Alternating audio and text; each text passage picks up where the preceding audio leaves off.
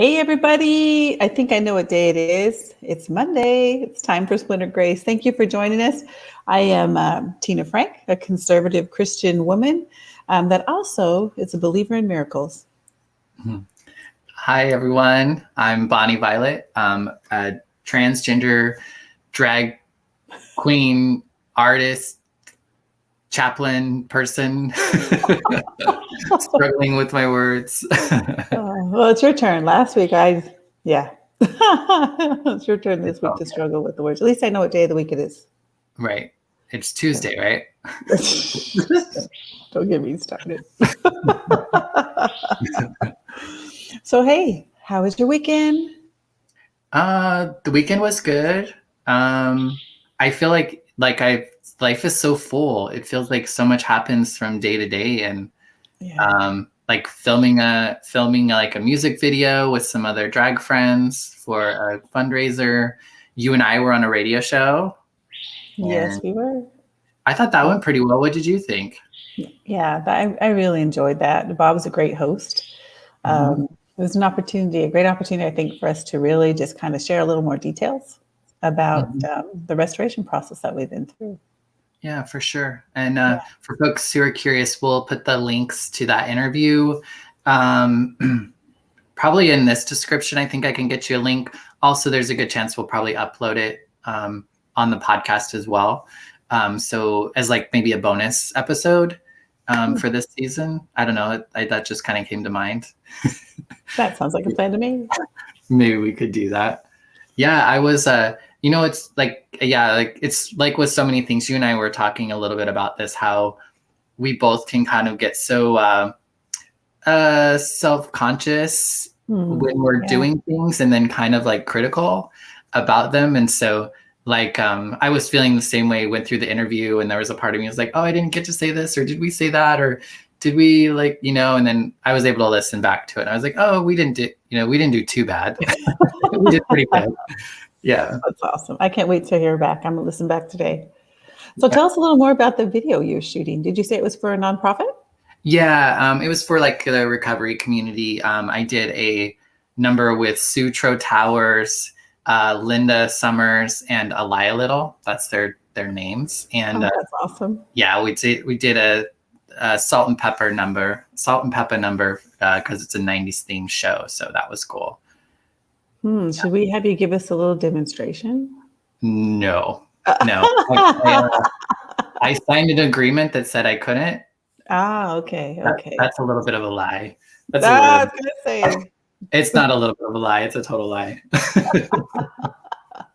Well, you have to make sure you share it when it comes out on here so that everyone can see. Yeah, I'll definitely get it out there once it's all done. Were you guys did you guys have similar costumes? You guys just got to be artists in motion? What did all that look like? We all were kind of in like sequined gowns and like super sparkly. It felt like a prom or a quinceañera or something. Fun. It's always looking for a good opportunity to get dressed up. Yeah, and to do it like in public, we're like in the middle of an intersection, like doing kind of like voguing and fashion. So fun. See, I don't have enough courage to do that. I think I had a hard enough time when we needed pictures, just doing that kind of stuff in my front room, as you could tell, because some of the pictures you got, I know you were like, oh, please. So I don't know how you have the courage to do that in the middle of an intersection. So something I hope to achieve as I understand a little bit more. And be more than a conqueror, because some days I don't feel that at all. Right. I hear that. A lot of the times it's like if I can be out of my head, I'm doing just fine. But once I start thinking, oh my God, do I look then I lose it. What do you think about that? Why is it that our first thought is to go to a negative? I was thinking about that the other day. My first thought a lot of times, not every time, but a lot of times is about myself or even about other people. It's usually a negative. I'm like a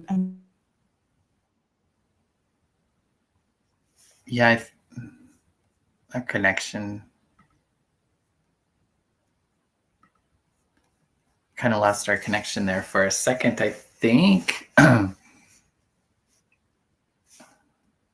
not sure if it's on. Not too bad. We've actually went like almost all season without having any of these glitches. I'm directly connected to the Ethernet, so I don't believe it's on my end.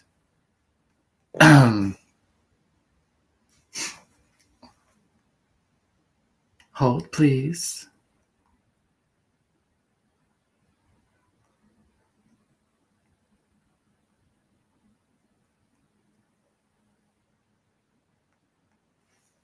She seems frozen. Oh, lost her. Well, I'm sure she'll be back in a second. How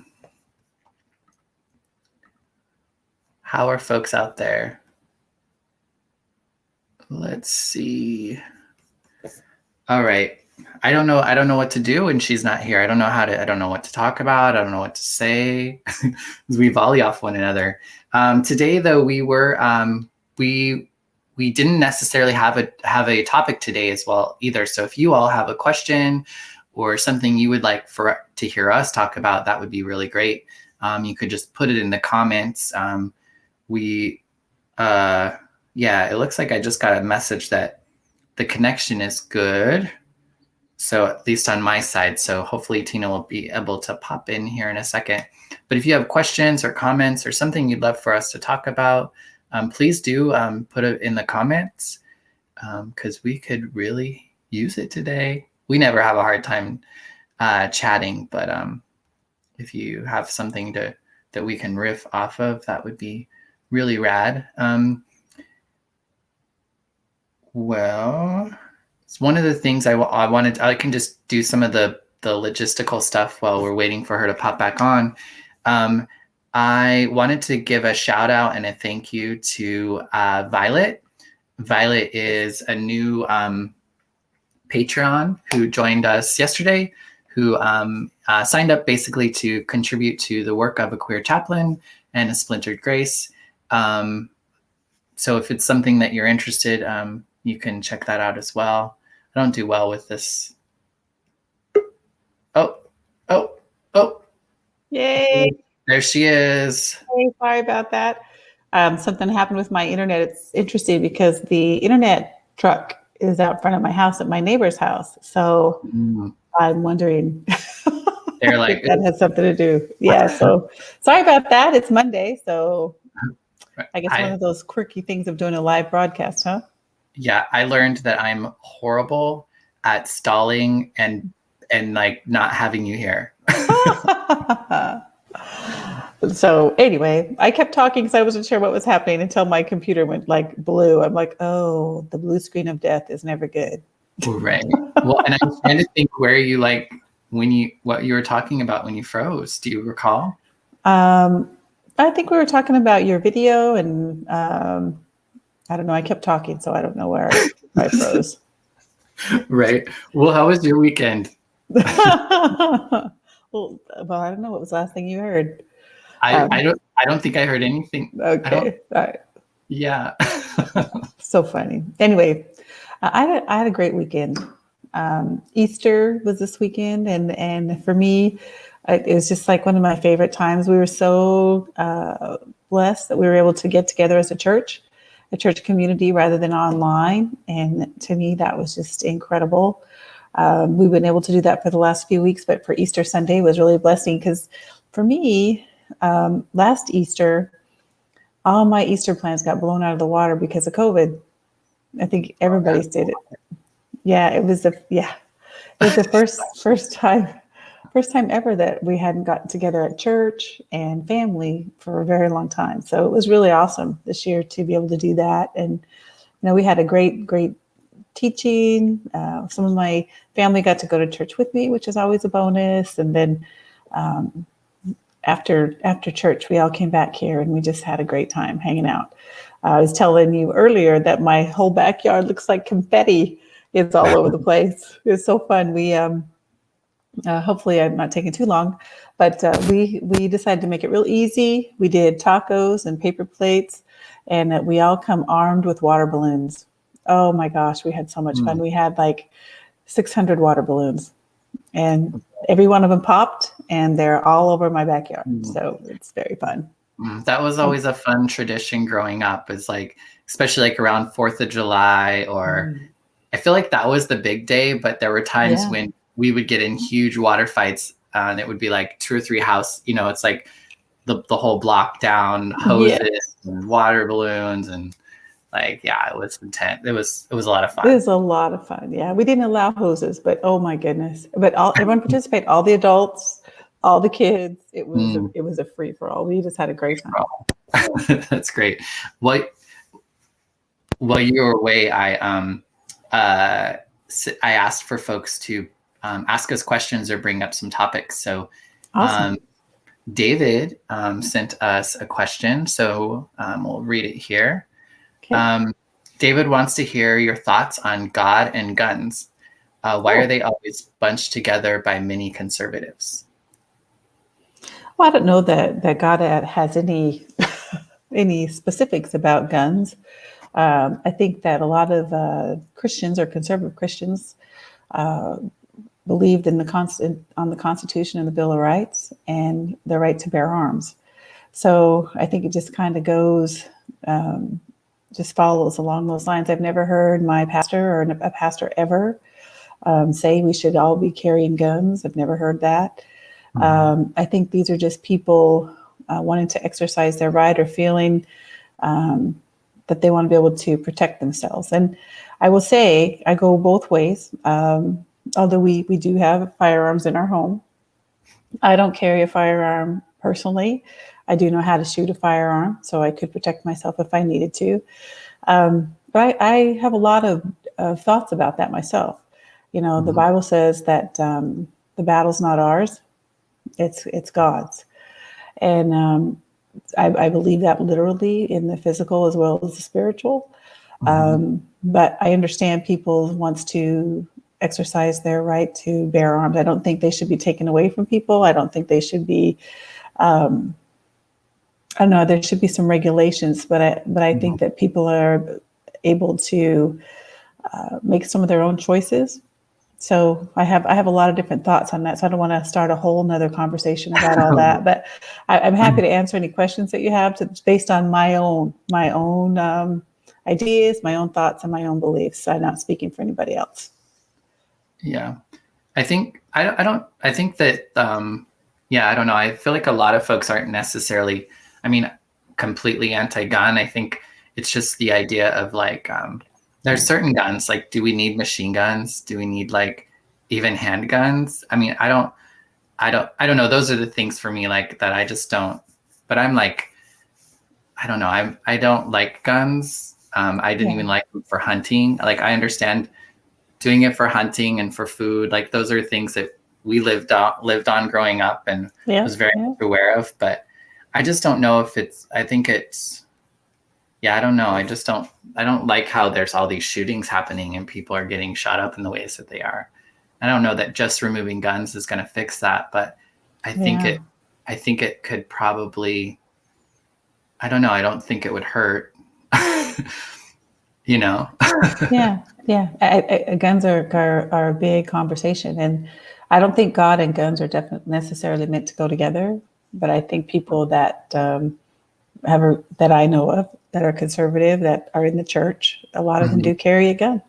And I think that there's one more thought real quick. I think that because of some of the shootings that have happened inside the churches for different reasons, I think people feel like they need to have one available if something like that happened. So I think that's been another motivator for all that. Yeah. Well, and I wonder if like the gods and gun, to me, when I think of like conservative, and I don't know, like I think of like kind of older tradition and kind of like holding on to the way things were at one point in time. And there maybe was a time when the world wasn't the way that it was, and there weren't guns and there wasn't, I don't know, it's like, it's a different time. So maybe some adjustments could be made, but David has a follow-up. David says, I grew up with guns too, and actually enjoyed firing them both as a teen and in the military. Now I am struggling with it. I would like to have one for protection in my home, but I also have 4-year-old twins, and I'm scared of keeping them in the home. And David asked, do you have guns in your home? or did you have guns in your home while raising kids? Yes, I did. Our guns are locked in a safe. We did not take our kids out and teach them about firearms. We just had one for protection. As my kids have grown up and become adults, they have chosen, not all of them, but some of them have chosen to also have a firearm in their home. And we have encouraged and helped them to teach our grandchildren about them, and that they also have them locked up in safes at home and unloaded.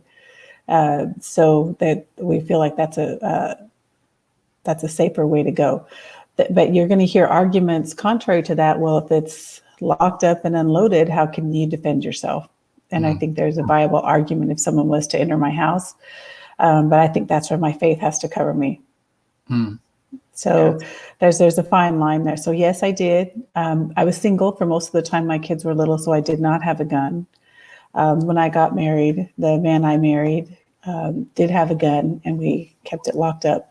And at that time, we did not teach our kids. So now they're learning that as adults and making those decisions for themselves. Gotcha. Yeah. And so like, is a handgun considered the gun for protection, or? You know, we both, my husband and I both have a handgun now that we are comfortable with and we could use to defend ourselves. Again, I don't carry mine all the time.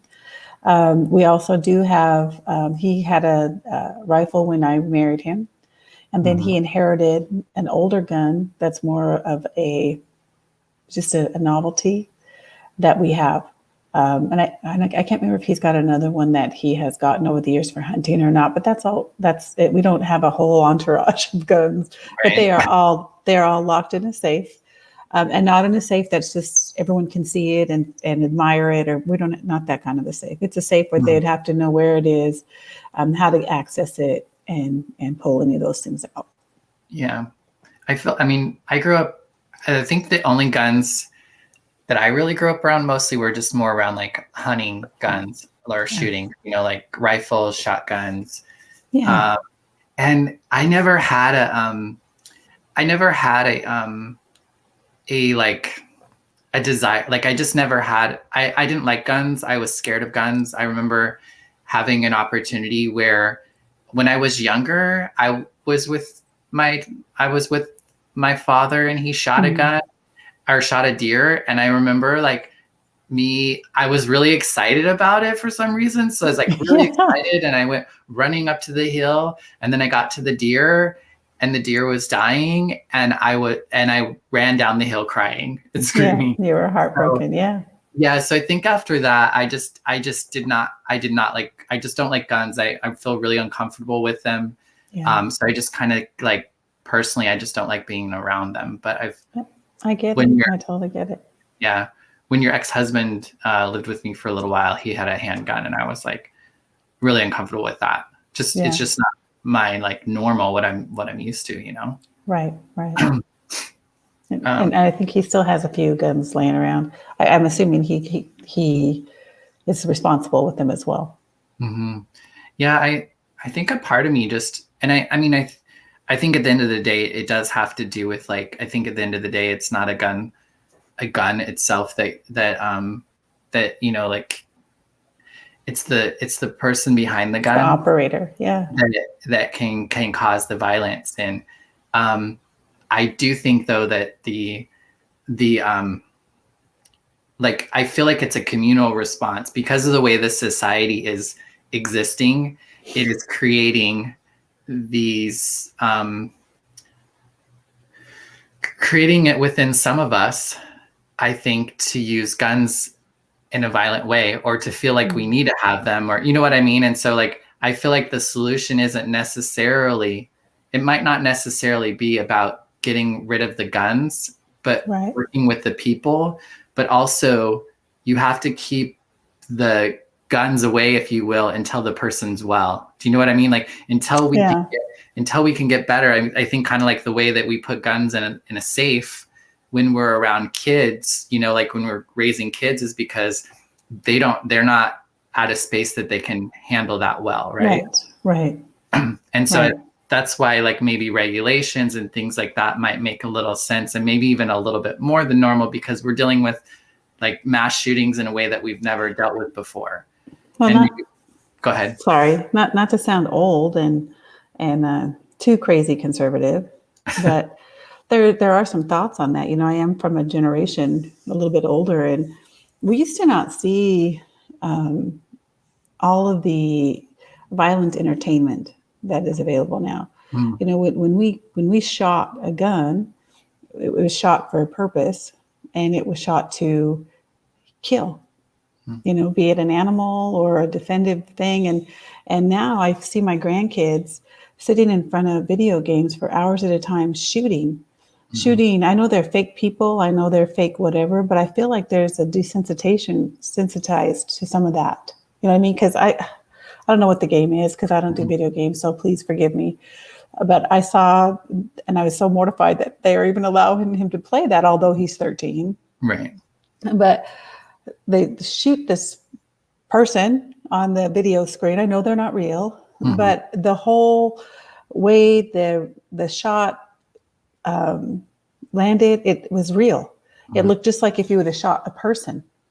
Wow. There was like the blood, there was the whatever, there was a response of the movement of the body as it felt. I'm like, oh my gosh. And this is okay. Now I'm going to shoot 5 more because we're doing this quest. And so I feel like, this is just my opinion, I feel like along with the responsibility and all that stuff of guns, I feel like there's a responsibility to, I don't know, maybe not even responsibility is the right word. We've kind of desensitized the catastrophe. Does that make sense? Of someone losing a life? Because all lives are worth living. And if we take someone's life for any other purpose than to defend our own, it's not okay, in my opinion. And so it grieves my heart when I see these kinds of and I'm not that, they play the music backwards, you're going to hear Satanism. I'm not that kind of a Christian. Right. And I believe we need to live in culture, and we need to experience culture. So I don't feel like I'm like the crazy lunatic kind, but I do think that with the things that we're seeing as general entertainment is a little bit desensitizing and creates some of these challenges, or assists with that at least. Yeah, I mean, I would think that video games might make a lot of sense, but I also think that we live in a world where where a lot of people, for whatever reason, feel like they don't have much choice but to be a little bit more violent with things, and I think partially that, has to do, I mean, there's so many people there are so many restrictions. I don't know. I just feel like I feel like people feel like they, I don't know. I don't have a gun, so I don't know what the justification is. Well, I always think violence is a choice. I don't have to be violent in I feel like it's created, though. It's created. It's kind of like that idea of hurt people. Right. So I think it's created in us. And if it's not tended to, then it just builds. And I feel like that's what's been more of an issue, is there's been this ongoing kind of trauma in certain families and communities that are just stuck in that cycle, and there's not a environment and a society and a community that really can help folks heal and come out of that, So I think that's what the church's job is. Right. But I think that's like the thing is, so how do you do that? You have to invest in those communities. You have to really put the money, the focus, and that's a lot of what the conversation is when people say that we need to abolish the police. What they're saying is we need to focus on addressing the symptoms, the things that lead to the things in this way, versus like just cleaning up the mess, if you will. I agree. I think there's a need for both, though. I think there needs to be it is a process. Like, it's like, because we can't just go from like boom to boom tomorrow. But because it's not like everything's just going to switch like that. So sorry. Right. No, it's all good. David has another comment. He says, it sounds like we are all on the same page about gun safety and users, but should we restrict the type of gun, like automatic weapons, so those with mental health issues cannot fire hundreds of rounds in seconds? I have to say, I haven't really, I personally don't see a need for all that stuff, but I do know there's, and I want to go back to sporting things that people do with those types of guns. I've seen rifle competitions and different types of things like that I think people engage in that as an activity. I don't know how to restrict all that. So, and again, I'm not big on restriction unless there's a really good reason. Now, I'm hoping that they'll continue with background checks and some of these other things that they're doing. I'm all about higher regulation on certain types of weapons. I think that's necessary. Someone like me, I certainly don't need some machine gun that shoots however many bullets. Well, and I think machine guns are created to kill people. Yeah. That's the purpose. Yeah, that's not even good for. So yeah, but yeah, so I don't know. I look at these regulations very seriously, and those things when they come to a vote. I'm one of the people that is nerdy enough that I read all of that stuff. I ask questions. I try to understand, and I do make my voice known to my representatives because that's very important to me. I don't want crazy weapons in unqualified hands. And so for me, it's each different. I don't see a reason for a machine gun or some of those automatic weapons at all. But to take a hard stand, I'd have to have some more information and understand all the working parts. Yeah. And I think ultimately a lot of us are I want people to be able to, make choices in their own life and determine what's good for them and what's not. Obviously there are maybe short-sightedness that we can have that we could be causing harm that, what I mean? So I agree with the idea. Yeah. I struggle with just saying no to that because I think it's very real too. Like we still live in a world in which there's guns. Our government has guns. Our police have guns. Our enemies of war have guns. So I think completely, it's not for me. But I guess I could understand why maybe people have them. I just don't see the use. I just don't see any purpose in them, but we also still live in a world that's still hurting. So and I think keeping those personal freedoms available is important. Yeah. And for me, that's what it goes back to is my personal freedoms of living the life that if I'm in a free country, I want to experience those freedoms. And as long as my freedoms aren't stealing from somebody else. Right. Or hurting somebody else. Yeah. So good questions, David. Thank you so much for engaging. Hopefully we answered your questions and didn't go off on a side note like, we do sometimes. I don't think I've ever really talked about guns. So you know what I mean? I don't feel like I'm super versed in talking about it, Yeah, it's not a conversation I engage in much either. I do think about that, though, is when things come up and when we've got elections coming on and all that stuff. That is it's not my most important issue that I would chase after, but it's definitely down the line something that I consider when I'm casting a vote. Yeah. So I guess that makes me conservative. I'm wondering if there's, I don't know. I just don't think about it as much. And maybe that's my own, I don't know, naivete or whatever, but I just don't, you know what I mean? I don't know. Yeah. I don't know. Yeah. David says, you did very insightful on a difficult topic. Thank you. Oh, thanks for David. chiming in, David. Yeah. And David is our mutual friend's brother, Marcus's friend, David. Yeah, hey, nice to meet you. We love Marcus. Yes. Awesome, so now where you go? Well, yeah, I don't know. So did you get to attend church even online on Sunday? I do church yesterday. Like I said, it feels like so long. I said, do you even know what day of the week it is? No, I did go to a little bit of a service in the morning.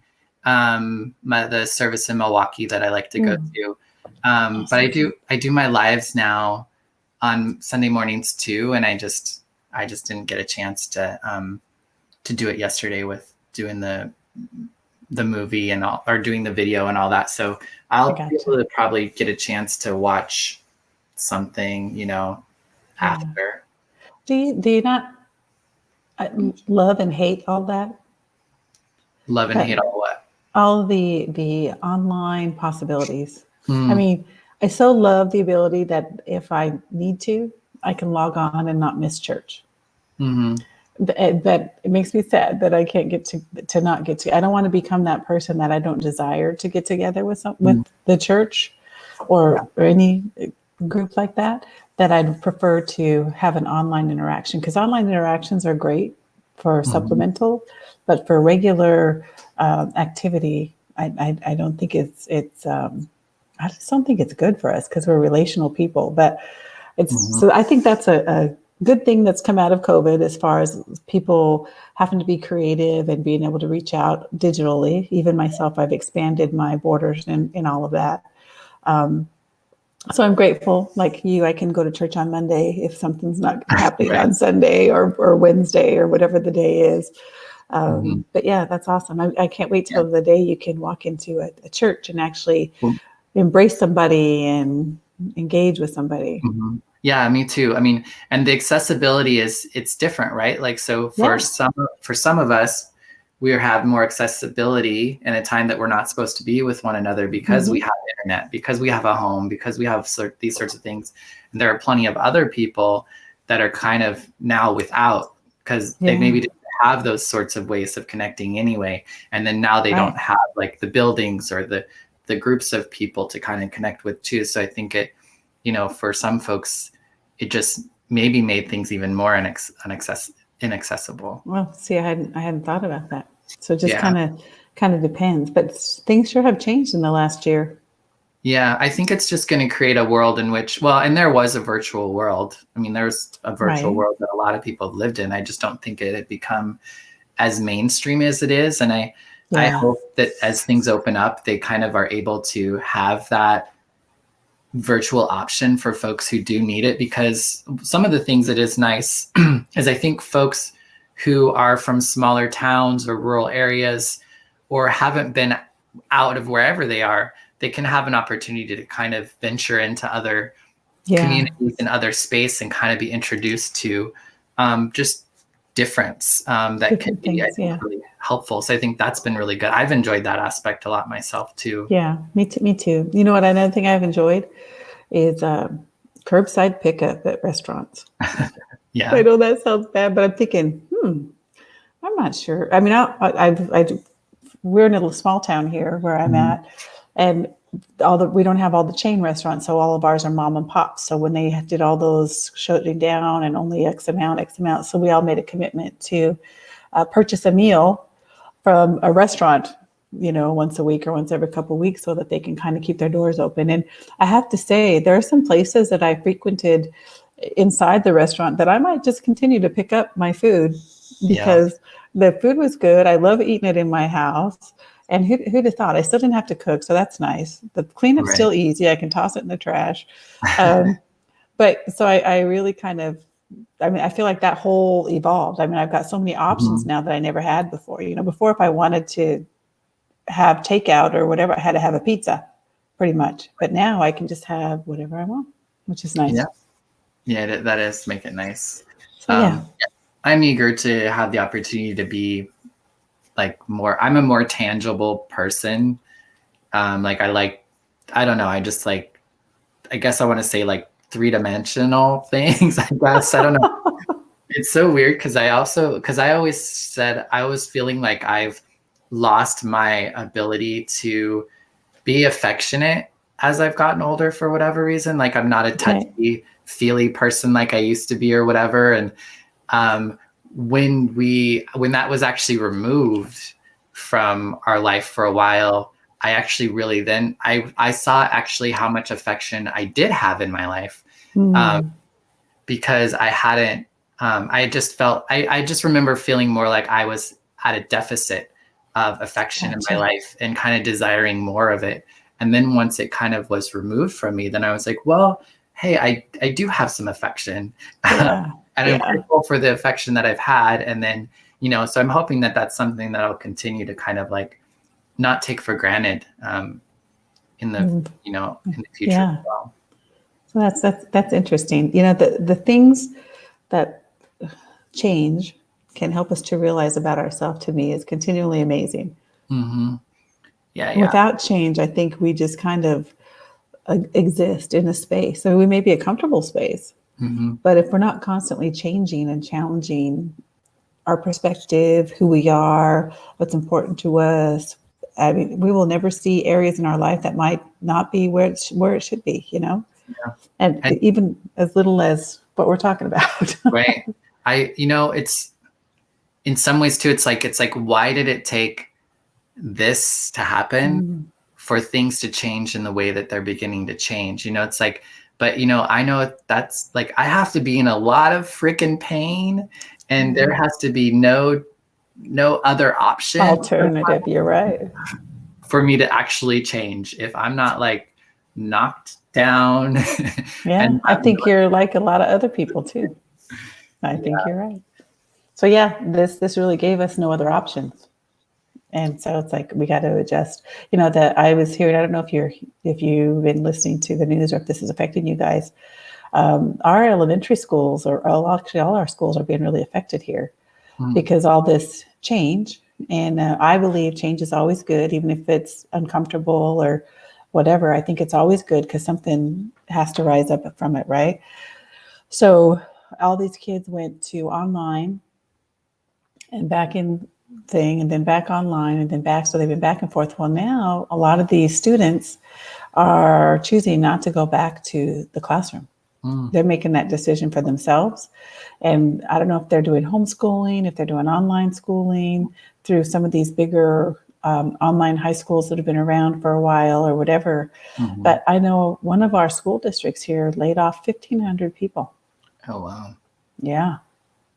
Because the kids aren't coming back, or? Yeah, because there's not enough enrollment.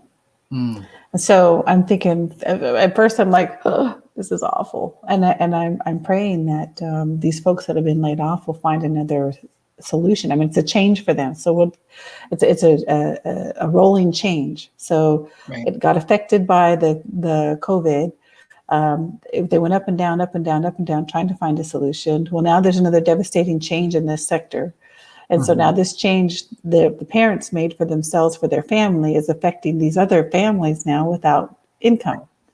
So it'll be interesting to see how that changes. So when I'm thinking about this, I'm thinking, oh my goodness, I feel like our educational system, at least at a K through 12, may be in the process of a change. I don't know what that's going to look like. Have you heard anything like that over in San Francisco? No. I haven't heard much of that. I know like some of the teachers are going back to school this week to get ready for the kids to come. But I, at least like my, one of my mentors is a school teacher. And so that's her story. She's like getting to go back into the classroom this week. And then is this their first time back in the classroom? Yeah. Oh, wow. Yeah. It's been virtual the whole time. Wow. It's like, I guess probably about a year now or so. Yeah, but the education system, could probably use an overhaul as well. For sure. There's been like a lack of investment, I think. And then, the education system, in a lot of ways, the way that it was created was to, to create people to get into jobs, like it was very much about how do we get people to work in these, like, get these jobs to do the work we want them to do so we can make lots of money. That was part of, I think, the intention. And then also as kind of like babysitting, like a way of taking care of the kids so that, folks can go to work. Parents can go to work. Yeah. Yeah. So I agree with you. There has needed to be a change for a long time. But they cut. So it's going to be interesting to see. Well, I think there's a lot of things. I think we could be more efficient with our time. Like, I don't understand why we have to work 40 hours a week. I know in most of the jobs that I did, the bulk of the actual work that I did was probably done in like 20 hours of that week, or, the rest was all that in between crap that's just taking up space. It's like, I think we could be more efficient. We could have more people with jobs. We could be more efficient, and we would be happier.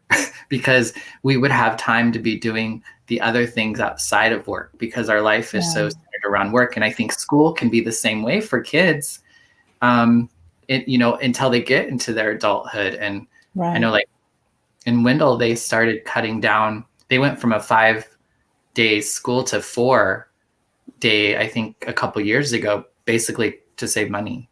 Yeah. At least that was my understanding. Yeah, I think you're right. Yeah. So it's going to be interesting. I think there's a lot of things that have been misdirected and misguided over the years that may be getting a second look. And again, I think change is always good. And we get in our sweet spot there. We just want to stay there forever. But if we stay there forever, we're missing out what that next growth is. I would love to see everybody working in an area that they're passionate about. It breaks my heart to hear people saying, "Oh, I've been doing this for 20 years, this job for 20 years." They hate it, but they're going to keep doing it because they need to make money. My personal belief is that if we can find that thing that we're passionate about, even though that passionate thing may change as we go through different seasons in life, I think we can not only be creative, but we can find our income stream, and we can find that space where we can be the best of who we were created to be. And so, I think I think there's a lot of things that we have to do to change that, though, so that everyone could work in their passion. I mean, there's a lot of folks that are just stuck working where they're working because they really don't have any choice. They didn't have access to the education. They didn't have access to maybe move somewhere else. They have whatever sort of histories or discriminations or biases or whatever that's, they're going up against that keeps them in certain ways of being. And I think until we can really address those things, people are going to kind of be stuck until you'll get those folks that, somehow bust through it. But, a lot of folks kind of get stuck where they're at. I think there's a lot of that feeling that I am stuck where I'm at and there's nothing I can do to get out of this situation. And I think that could be true for a lot of folks. People. Well, how do you think that needs to be addressed? Well, it's a huge thing, but I don't think that, and this might sound like, and I don't understand, like, I'm not like a big politician speaking person, but I don't think that my understanding of capitalism, I don't think is really helpful. Like, I don't think there are people who have more money than they need, like anybody needs. And then there are more and more people starving and going without. And you know what I mean? Like the poverty level, like it's just getting more and more. And it's like, I think that there's a way that I don't think somebody who gets paid, works at the restaurant, if you will. I don't know. I just feel like the amount that we pay people, how money is distributed, it's not done equally. It's not done fairly. If we all have value and worth, why do we have to have all these? I don't know. I just feel like we give certain money to certain people in some situations and others we don't. And they're still doing 40 hours of work that is meaningful and matters to the community in one way or the other, whether they're driving a bus or they're working in the parks or they're a doctor at a hospital or they're a preacher or they're you know what I mean? I just feel like there's a lot of greedy people. So you think that should change via government, or what do you think drives that change? Well,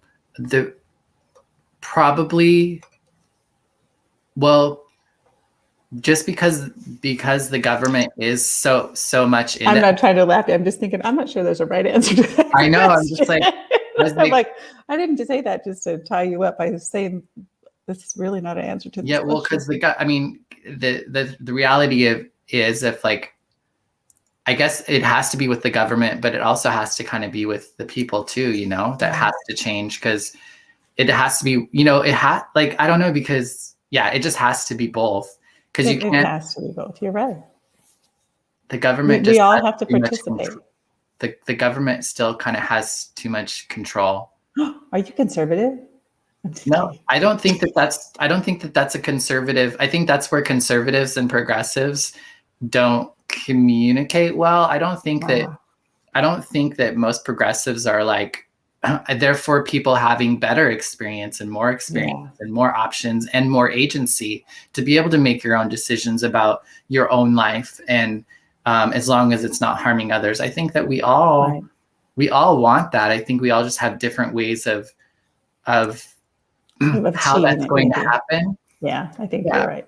But I mean, if you listen to it, I don't think most even like they're like more government. I think folks are just trying to work within a system of power to change it to be useful instead of harmful. And we all have different ways of approaching that. Yeah. But what is happening is not good. You're right. And yeah, well, I'm sure we both have some ideas about all that. I don't want to get us off on a sidetrack. Everybody going, we're not listening to these folks. I know, right? We need to no longer have two parties. We need to have term limits on everybody. Yes, I agree with both of those things. I think being an elected official should become more of a civil, like a duty, like you go to jury. I think that there should be so much options to be in government that it's almost something that everybody does at some point in time in their life. And I think that's important to allow our country to continue to address the world in the now, not in the past, like with what's the reality, what's relevant, what's important now. And I think if we had term limits, if people weren't like career politicians, if we have a constitution and we have a system that we think works well, then it should be able to run itself and you just insert new people, right? And if we could just insert more new people, I think we could start getting better results. I agree, because I think when people come in there, there's a passion level. So I can't even tell you how many times I've been disappointed by a candidate who is on fire. They've got all these ideas. They've got fresh ideas. They got fresh understanding. They bring a whole level of different types of skill sets. I'm so tired of the same skill sets sitting in those same chairs with a different name. And they get up there, they get in there, and then all of a sudden things shift. And people say, well, it's because they didn't know how this really works. What do you mean? We don't want it working the same way it's been working. That's why we put that person in that spot. So I try not to get disappointed with the individual, because I have no idea what kind of pressure they have once they get in there, and if how those ideas are received or what kind of stuff goes on. I have no idea. But I agree with you that if we were to have fresh individuals in there with term limits, I don't want any more. I don't want career politicians either. I think that's where new passion comes. I think we have to remove the money. That's where the money needs to go away too. I don't think that's money issue.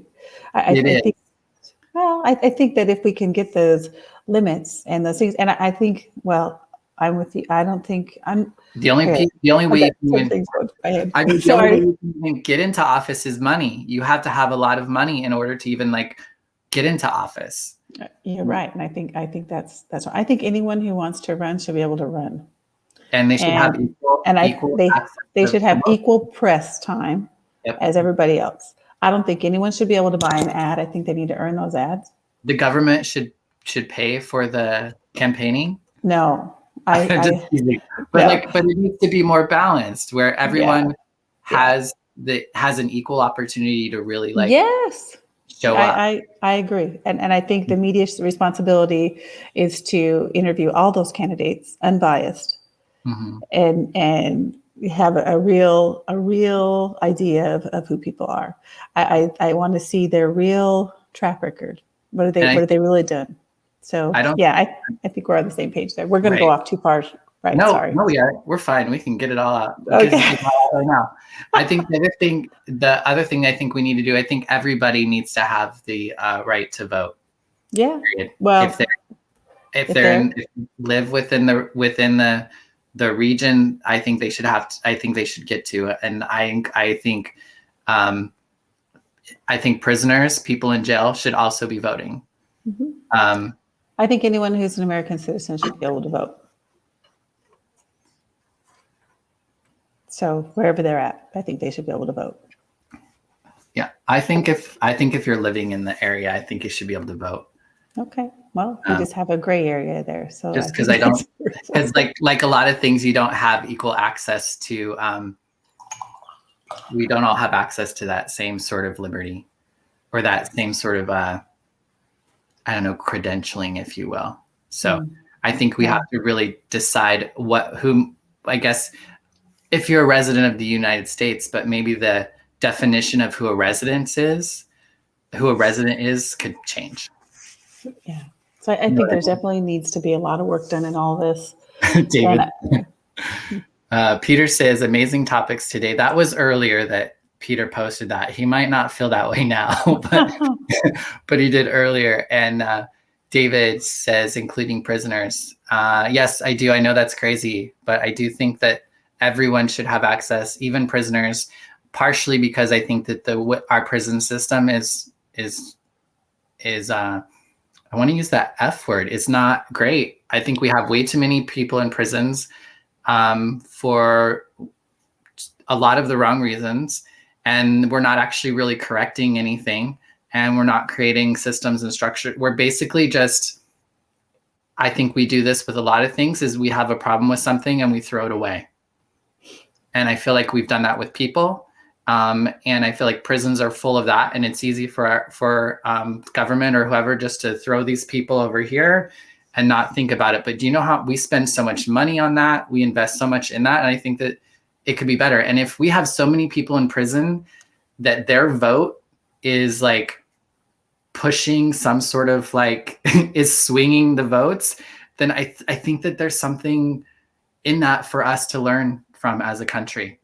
You know what I mean? If that were ever the case, that we had so many prisoners that they were declaring who was president of the United States or who was governor of some place, then I think that would probably be something we really need to look at, I think, as a society. But I don't know.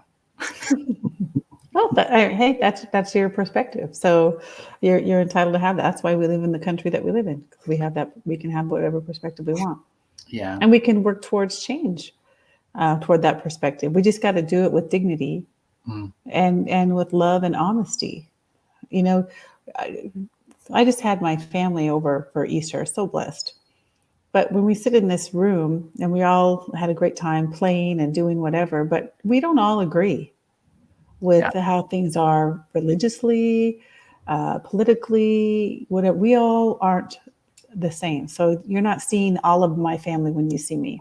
Right. So for us to be able to get together and enjoy one another and still have our differences and things. I mean, we can stand on different sides of a political agenda, vote completely differently, and we can still come together as a family and love each other, respect one another, support one another. And I think those are things that we need to work on as communities, not just families, but as families, a good start, because I think the family is broken in a lot of areas for that. We've gone through our own brokenness and restoration and all that stuff. And you and I have gone through all that also. But I think if we can work towards that as a nation and starting with our communities, and I think if we can both be active in my community, your community, my family, your family, our family as a whole, that's when I think we start to see change. And if everyone could focus in on the area that they have around them and start there, I think there's a rapid effect that can change. And there's going to be lots of different little things that come out of that. You know, prisons open, prisons close, police go and police not close. You know what I'm saying? Education, no education, schools, no schools. I think all that stuff that we've been arguing about, I think we'll start to self-correct. Yeah. If we can just move in that direction. But I have to be honest, I don't want someone trying to be the boss of me. I don't want someone trying to change my ideas and my opinions to be like theirs and to tell me that if they're not, that I'm wrong or I'm a moron or I'm an idiot. There just needs to be space for all of us to live and to love one another, to be honest, even if we don't like the honesty that the other person is sharing. And so that's the desire of my heart. That's the space that I aspire to live personally. And I'm hoping we'll find more of as I continue to grow as an individual, and that those people will also grow around me so that we can continue to create a larger space for people to just be who they are. Yeah. Well, I think that's the, that's, I think, us moving beyond the duality of, the reality is there's not just two sides of everything. that's all we hear about. Yeah, If you're we right. could live in that in between, in the shades of bright, if we could live in that instead of this other thing, because that's what we're being told. This is the thing, or this is the thing. And it's a minority of people that maybe even like think that thing is worth a shit. Yeah. And the rest of us are like all in the middle. I know we're running out of time, and I don't edit yet. I don't have the staff or the time to do editing for these right now. So we'll probably want to try to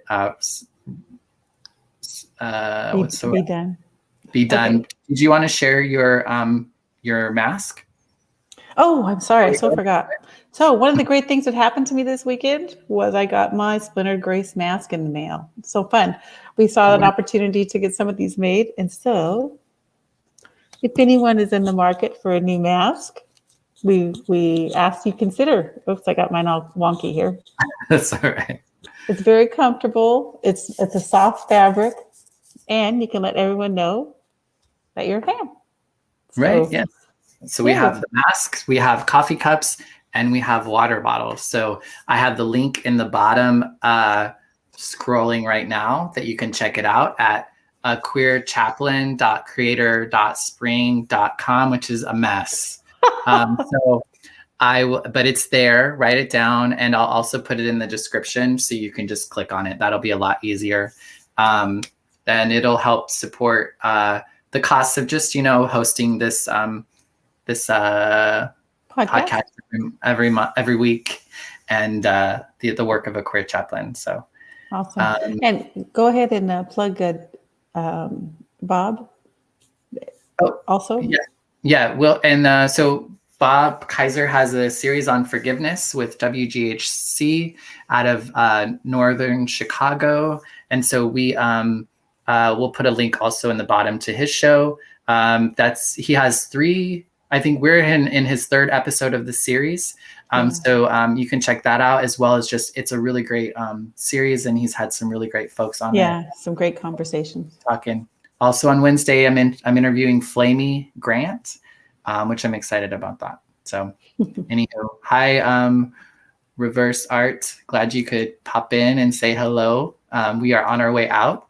So we are going to say goodbye. Do you want to say goodbye, Tina? Yep. Everyone have a fabulous week. Thanks for joining us today. I look forward to next week's conversation. Ta-ta for now. Mwah. Splintered Grace podcast is brought to you by a queer chaplain. Follow us on all of our social medias, Instagram, YouTube, and Facebook at a queer chaplain. Listen to us wherever you listen to podcasts. Subscribe, comment, like, and share.